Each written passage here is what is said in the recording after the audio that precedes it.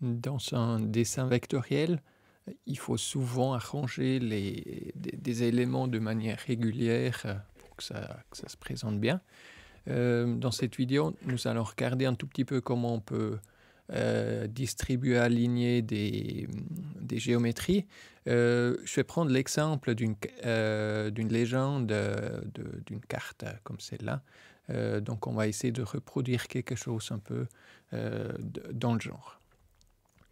Donc la première chose qu'on va faire, c'est créer quelques rectangles d'une certaine taille. On pourrait régler la taille ici manuellement, 18 mm sur 10 par exemple. Et puis après, on va devoir produire quelques-uns de ces rectangles de manière identique.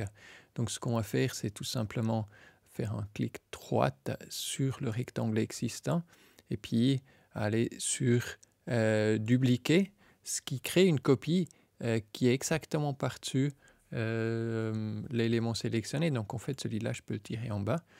Pour le moment, ça m'était un peu égal où je le place. Je le place à peu près. Je vais juste désactiver le snapping, le magnétisme là-haut. Comme ça, je peux mieux le montrer. Donc je répète ça plusieurs fois. Dupliquer, ça donne 3. Dupliquer 4 et dupliquer 5. Maintenant, je peux aligner ces éléments, les répartir, je peux les organiser très facilement avec Inkscape.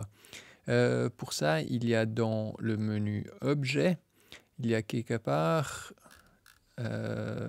quelque chose qui s'appelle Alignement, Aligner et distribuer, tout en bas ici. Et puis, on a un onglet qui apparaît ici avec Aligner. Il y a aussi une grille, je vais vous montrer ça après. Possibilité d'arranger des choses de manière circulaire. Voilà. Donc la première chose que je vais montrer, c'est je vais sélectionner d'abord les éléments. Et puis, on peut aligner à gauche les éléments.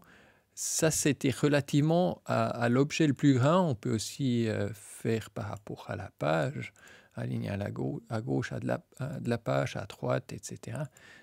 Tout ça, c'est possible. Au premier, dernier sélectionné, tout ça, c'est un peu égal. On a pas mal d'options. Évidemment, on peut les déplacer par après manuellement. Par contre, ce qui n'est pas encore correct, c'est les espaces entre deux, là. Donc pour ça, il y a la possibilité de distribuer les objets. Donc distribuer verticalement avec le même espacement au bord du haut, etc. Il y a plein d'options à nouveau. Donc quelque chose comme ça suffit. Puis l'espacement est régulier. Par contre, ce qu'on n'a pas dans ce cas-là, c'est on ne sait pas quel est l'espacement qu'on a ici entre deux, parce que c'est juste une répartition égale entre l'élément tout en bas et l'élément tout en haut, ce qu'on a fait. Il y a aussi la possibilité de l'aligner ou de l'organiser un peu d'une manière plus transparente, on va dire, dans l'option grille. En fait, les différents éléments ici, on peut les aligner, par exemple, en 3 lignes, 2 colonnes. Avec l'espacement qu'on définit, on peut faire, je sais pas, 3 mm par exemple. Pardon, quelque chose comme ça, organisé, et puis il le dispose directement en 3 lignes et 2 colonnes. Évidemment, on peut faire 5 lignes ici, et puis du coup, on a une légende déjà assez bien organisée.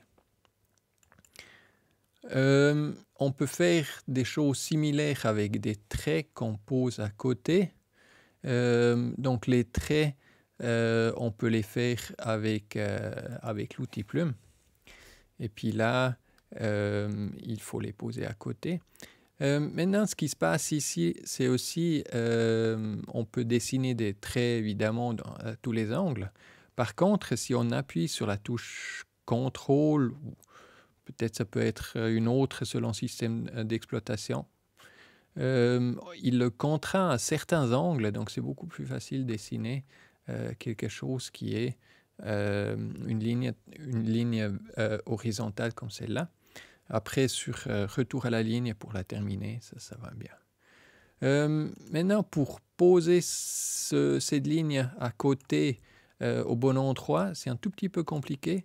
Je vais d'abord régler l'épaisseur du contour, m'assurer que c'est la même chose. Le style du contour, pardon, généralement c'est en points. Pour quelque chose comme ça, on peut faire 0,4 points ou quelque chose de pas trop épais. On va faire la même chose sur la ligne qu'on a ici, 0,4 points. Comme ça, ils sont la même épaisseur. Puis si on regarde, on arrive à peu près à le poser ici, mais c'est à peu près. On voit, c'est pas tout à fait correct. Donc ce qu'on va faire, c'est en fait, on va activer le snapping. Et puis le snapping, lui, il va aller au bon endroit à peu près à ce niveau-là. Ensuite, il faut juste faire dupliquer. Dupliquer, c'est aussi CTRL-D. Donc ça va un tout petit peu plus vite.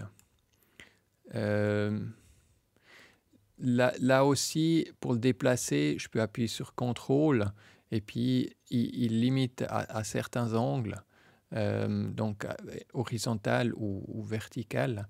Donc c'est un tout petit peu plus simple comme ça de le faire. Donc appuyer sur CTRL à chaque fois. On regarde, on voit qu'on n'a pas forcément... pardon, c'était sans le dupliquer. On voit que, évidemment, c'est pas correct encore. On va faire ça après. Et puis là, il donne quelques indications, hein, quand même. Mais ça, généralement, il faut aller vérifier avec un niveau de zoom assez élevé. Regardez que c'est fait correctement de cette manière-là. Par contre, ce qu'on peut essayer de faire, c'est faire celui du haut, celui du bas. Donc celui-là, voilà, on fait la même chose. Voilà. Et puis ensuite, on distribue en fait les éléments. On les aligne, on les distribue comme on les avait fait avant. Donc pardon, c'est celui-là. Aligner à gauche, objet le plus grand, ça va bien. Et puis faire une distribution de ces éléments verticalement. Et puis, en principe, c'est à peu près correct à ce niveau-là. Avec le texte, c'est pareil. Donc, ça va finalement assez bien de disposer ces éléments de manière très précise. Donc, il faut juste faire gaffe qu'il n'y a pas trop d'erreurs parce que c'est très vite arrivé. Et puis, c'est des choses qu'on voit quand même assez rapidement si on ne fait pas attention.